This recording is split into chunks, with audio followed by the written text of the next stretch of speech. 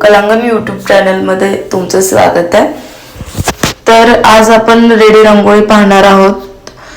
Ready रांगोळीसाठी जे material लागतं त्याचा व्हिडिओ आपण आधीच आपल्या कलांगण यूट्यूब चॅनलवरती शेअर केलेला आहे, तो तुम्ही नक्की पहा, मी वरती लिंक देईल।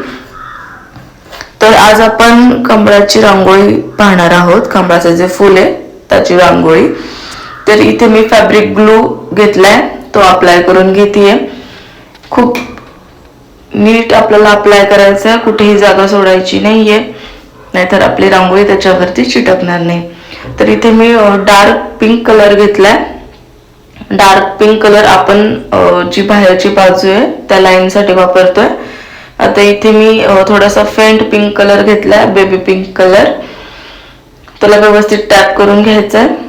आता जे बाकीच्या ज्या पाकळ्या आहेत तिकडे सगळीकडे आपण अशा प्रकारेच अप्लाय करून घेणार आहोत। व्हिडिओत दाखवल्याप्रमाणे तुम्ही सुद्धा तसा अप्लाय करून घ्या। आणि जे खालचे जे कलर आहे त्याच्या पानांचा, त्याला आपण हिरवा कलर दिलाय, डार्क हिरवा कलर कडेने दिलाय आउटलाईन साठी, आणि मध्ये थोडासा फेंट कलर दिलाय।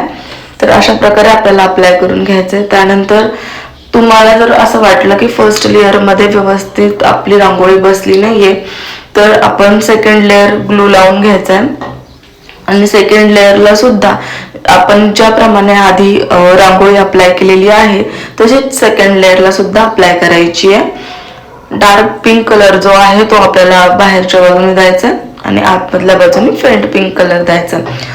ज्या प्रकारे आपण फर्स्ट लेअर मध्ये प्रोसेस केलेली आहे त्याचप्रमाणे सेकंड लेअर मध्ये पण करून घ्यायची आहे। तर अशा प्रकारे आपली ही रेडी रांगोळी तयार झालेली आहे। आपण अशाच रोज नवीन रांगोळ्या शिकणार आहोत। तुम्हाला जर या व्हिडिओबद्दल अजून काही जाणून घ्यायचं असेल तर आपल्याला कमेंट बॉक्समध्ये नक्की सांगा, काही कमी वाटत असेल तरी सांगा, आपण नेक्स्ट व्हिडिओमध्ये ते अपडेट करून घेऊ। तर मी इथे रेडी रांगोळी कट करून घेतली आहे। अशा प्रकारे आपली रांगोळी तयार झालेली आहे। थँक्यू, भेटूया नेक्स्ट व्हिडिओमध्ये।